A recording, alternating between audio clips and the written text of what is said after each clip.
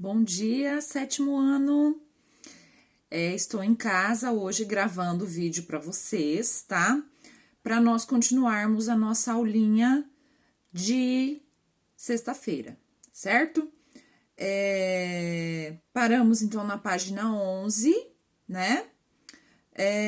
E vamos começar com a nossa terceira aula. Então, segunda semana, tá? Terceira aulinha, certo?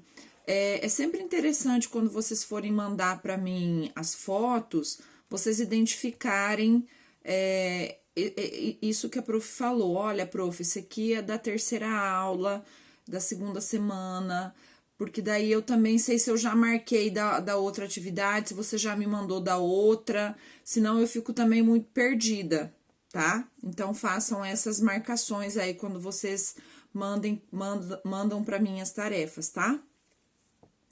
Então, olha só, página 11, nós vamos pegar lá esse textinho aqui, até quando, tá? Esse textinho é o último intertítulo da reportagem, tá? E diz assim: é possível que a família tenha que permanecer no Brasil por muitos anos, porque não se sabe quando a guerra irá terminar. Para o doutor em ciência política Bruno Borges, da PUC do Rio, o futuro no país é incerto e a situação de conflito ainda pode se agravar. As coisas devem ficar piores antes de começarem a melhorar.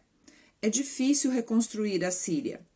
Muitas crianças morrem, outras ficam sem os pais ou são enviadas por eles para diferentes países. Uma vida em guerra é muito difícil. São famílias dizimadas, situações que interferem na formação na escola, no cotidiano. É uma geração de crianças traumatizadas. Ele diz que os brasileiros podem ajudar.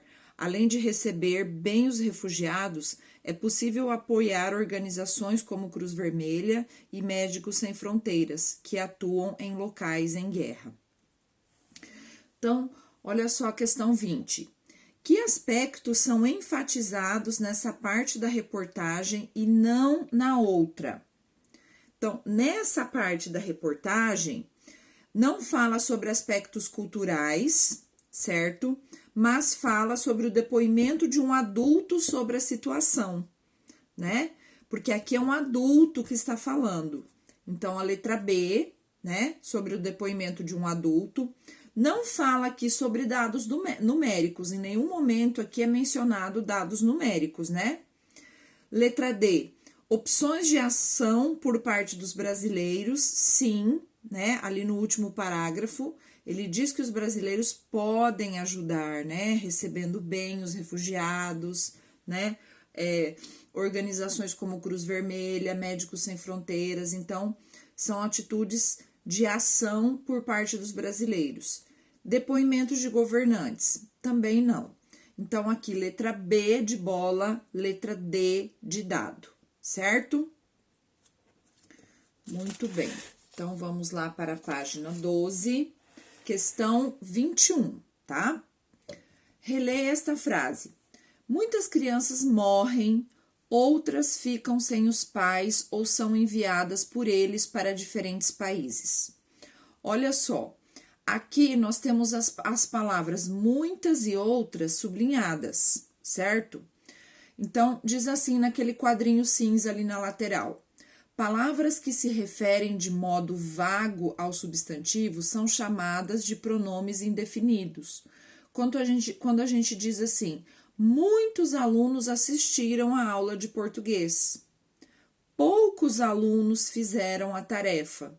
Então, eu não estou definindo quantos, muitos e poucos, certo? Então, eu não estou definindo, por isso que eles são pronomes indefinidos, assim como outros alunos nem assistiram, tá? Então, essas palavrinhas nós chamamos de pronomes indefinidos. Então, na letra A questão é, a palavra muitas acompanha qual substantivo? Muitas crianças, né? Então, acompanha o substantivo crianças. Letra B. Outras se refere a qual palavra anterior? Então, quando vocês leem novamente, ó, muitas crianças morrem, outras ficam sem os pais. Outras o quê? Outras crianças, certo? Então, tanto na letra A quanto na letra B, a resposta é crianças. As duas palavras estão acompanhando, estão se referindo a crianças. A frase apresenta dados exatos ou imprecisos. Com o emprego de muitas e outras, demonstra imprecisão dos dados, né? Então, eu não consigo precisar quantas crianças morrem, quantas outras ficam sem os pais, certo? Então, por estarem usando esses dois pronomes aí, a gente não tem uma precisão, são dados imprecisos, tá? Por essa razão. O pronome eles está substituindo uma palavra anterior. Que palavra é essa? Então, quando a gente lê ali, outras ficam sem os pais ou são enviadas por eles para diferentes países. Eles quem? Os pais, né? Então, esse eles está substituindo uma palavra que foi mencionada anteriormente, no caso aí, pais, certo? Questão E. A substituição de uma palavra por um pronome tem a função de, primeiro, evitar repetições desnecessárias. Segundo, retomar a palavra anterior, mantendo a coesão, pois deixa evidente que as partes do texto estão interligadas, certo? Então, essas duas alternativas estão corretas. Argumentar, defender uma ideia? Não, não é o caso aqui. Então, quando um pronome é usado para substituir uma palavra, ele tem essa função de evitar uma repetição, eu ter que falar de novo aquela palavra, certo? E com isso eu gero uma coesão dentro do texto, tá? Então, a gente está falando sobre isso, por quê? Porque a gente vai entrar nesse assunto de pronomes, né? Então, a gente tem aqui, ó, pronomes tá? Pronomes por quê? Porque a gente vai ter a continuação desse assunto, né? Então, a gente vai ter depois pronomes 2, certo? Ao ler um texto, você percebe que há palavras que têm a função de interligar as ideias, ou seja, estabelecem uma relação entre o que já foi dito e o que ainda vai ser mencionado. Perdão, uma pergunta aqui, tá? Ao ler um texto, você percebe que há palavras que têm a função de interligar as ideias, ou seja, estabelecem uma relação entre o que já foi dito ou o que ainda vai ser mencionado? Algumas dessas palavras pertencem à classe gramatical específica, que são os pronomes, certo? Então, a gente vai estudar nesse momento os pronomes, tá? Para esse estudo, leia o trecho inicial de outra reportagem sobre crianças refugiadas no Brasil. Então, aqui é um trechinho bem curto, tá? Que diz assim: o Brasil pelos olhos de 9 crianças refugiadas que vivem em São Paulo. Então, essas 9 crianças estão passando as impressões delas sobre a vida aqui no Brasil. Então, essa reportagem foi feita por Gabriela de Bella e Gui Christie, de São Paulo para a BBC Brasil, em 12 de outubro de 2016. Quando viviam em seus países, Haiti, Síria, Arábia Saudita e Congo, o cotidiano deles era bem diferente. Mas hoje, esses meninos e meninas que são refugiados em São Paulo têm muito em comum. Comem arroz e feijão. Gostam da liberdade que tem no Brasil e jogam futebol ou queimada na escola. Então, aqui fala um pouquinho sobre essa impressão que eles têm sobre o Brasil nesse período que eles estão morando aqui, né? Então, considere o título e responda. Questão 22. Qual é o assunto desse texto? Então, se vocês prestaram atenção, né? Só um minutinho, gente. Voltando aqui, crianças. Então, olha só. Considere o título e responda qual é o assunto desse texto. Então, nós temos ali o assunto, a prof já mencionou antes, né? Que são as impressões de crianças refugiadas sobre o Brasil, tá? Questão 23. Nesse trecho inicial, há palavras e expressões que interligam informações do texto. Avalie as afirmações a esse respeito e assinale a incorreta. Pode-se afirmar que as crianças ouvidas pela reportagem vieram do Haiti, da Síria, da Arábia Saudita e do Congo em razão do uso da expressão seus países, ou seja, países das crianças. Está correto, né? Então, ali eles mencionam realmente os países das crianças. Então, essa está correta. O cotidiano deles era bem diferente. A palavra deles poderia ser substituída por dos países? Não. Aqui deles está se referindo a esses meninos e meninas. Então, essa alternativa é que está incorreta, tá?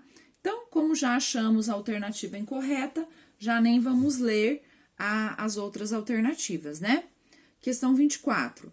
O sujeito da oração, comem arroz e feijão, está oculto.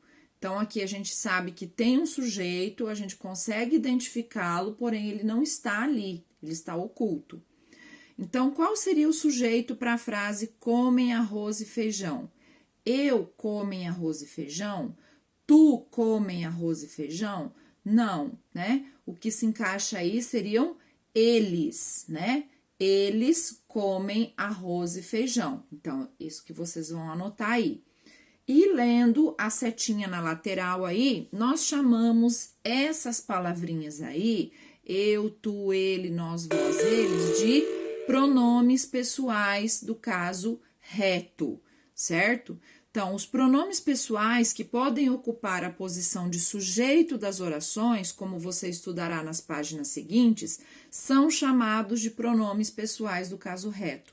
Então, eles são pessoais porque eles se referem a pessoas e a posição deles dentro da frase é na posição de sujeito. Veja o exemplo. Eles entregaram o livro para mim. Quem entregou o livro para mim?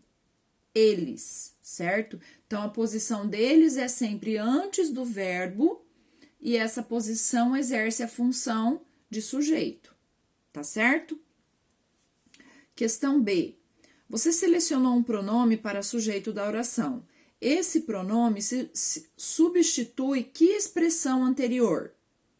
Substitui esses meninos e meninas, certo? Quando vocês leem lá assim, esses meninos e meninas que são refugiados em São Paulo têm muito em comum, comem arroz e feijão. Então, quem come arroz e feijão?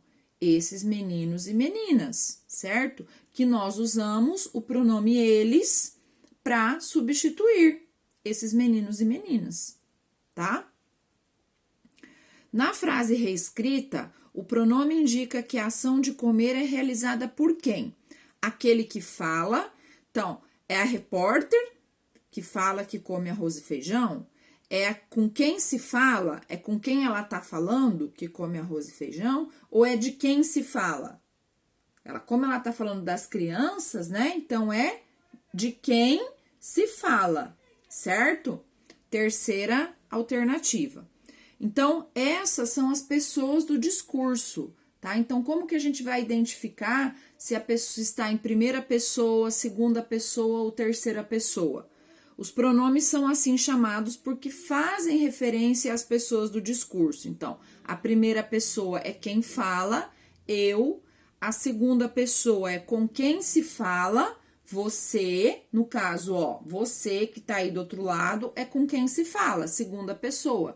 Terceira pessoa é de quem se fala. Então, se nós aqui estivéssemos falando de uma outra pessoa, essa seria a terceira pessoa, tá? Ele ou ela. Então, observe a cena aqui, ó. O lobo olhou. Então, nós temos o pai lendo o livro para a criança. Quem é a primeira pessoa? O pai, que está contando a história. Para quem que ele está contando a história? Para o filho. Então, é a segunda pessoa, com quem se fala. De quem que eles estão falando? Do lobo, né? Terceira pessoa. Então, nós temos aqui mais um trechinho da reportagem, tá? Que diz assim: No Brasil, é melhor porque não tem guerra. Resume a Síria Ritag Youssef, de 8 anos, refugiada há quase 3 anos. Ela foi uma desses novos brasileiros que conversaram com a reportagem da BBC Brasil em bairros de São Paulo onde vivem. Eles fazem parte de uma estatística que não para de crescer. Segundo a ONU, em 2015, o número de refugiados no mundo ultrapassou os 60 milhões, um recorde histórico desde a Segunda Guerra Mundial. Desse número, quase metade são crianças, cerca de 28 milhões, conforme dados da Unicef, o Fundo da ONU pela Educação e Infância. Então, vocês percebam que ali, ó, o eles está destacado e está com uma setinha lá até novos brasileiros. Então, esse eles, que é um pronome pessoal, está fazendo referência a uma palavra lá do primeiro parágrafo, certo? Isso a gente chama de coesão textual, tá? Uma palavra que, para não ser repetida, ela é substituída por um pronome, certo? E os pronomes pessoais são um desses pronomes que são muito usados para substituir termos dentro das orações, tá? E aqui desse número também está em destaque, né? Por que que ele está em destaque? Porque ele está substituindo um termo que foi mencionado anteriormente. Que termo que foi esse? 60 milhões, né? E vocês vejam que aqui, nesse caso, 60 milhões está dentro do mesmo parágrafo, mas pode acontecer de ele estar substituindo um termo que está em outro parágrafo, que foi o caso de eles, tá? Virando a página, continua-se mais um pedacinho de texto, ó. No Brasil, o Comitê Nacional para Refugiados afirma que o número de solicitações de refúgio humanitário cresceu quase 3.000% no intervalo entre 2010 e 2015. Todos enfrentam ou enfrentaram vários desafios, como a língua, a adaptação à nova cultura e a falta de acesso a uma política educacional que atenda melhor as crianças refugiadas. Então, sobre o trecho lido, responda as questões seguintes. Por que o repórter se refere às crianças refugiadas como novos brasileiros?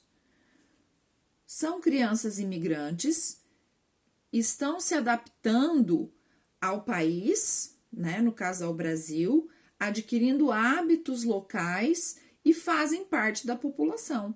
Por eles estarem morando aqui, eles fazem parte da população, né? Então, são os novos brasileiros, tá?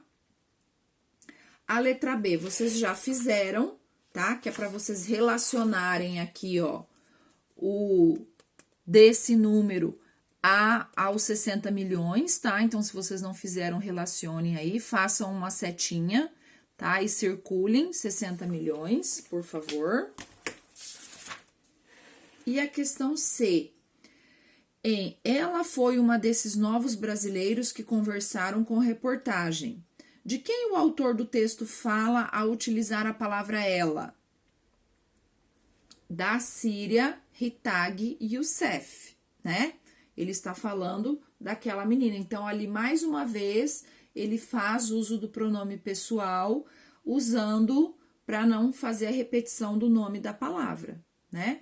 Então, aqui diz assim, ó, pronomes e coesão. Qual é a importância dos pronomes no texto? Eles retomam palavras, expressões, ideias, informações, promovendo a continuidade do texto. Dessa forma, as ideias não ficam soltas, mas formam uma unidade em virtude da coesão criada pelos pronomes. Então, por essa razão, vocês vão fazer no caderno de atividades, tá? De português, página 13, 14 e 15, tá? Então, vocês vão fazer para a próxima aula. Agora, a prof não tá lembrada quando que é a próxima aula de português. Eu acho que é quinta, né? A terça e quarta é língua inglesa. Então, quinta-feira nós temos aula de português. Então, vocês têm até quinta para fazer essa tarefinha, tá? Então, vocês vão fazer lá, ó. Vocês vão ler essa parte aqui de coesão referencial, tá? E fazer a página 13, 14 e 15, tá? Depois vai ter mais atividades para frente, mas vocês façam só essas 3. tá bom? Espero que vocês façam as tarefas com capricho. Aguardo a próxima aula para a gente fazer a correção da tarefa e continuar com esse assunto, tá bom? Um bom começo de semana para vocês. Tchau, tchau.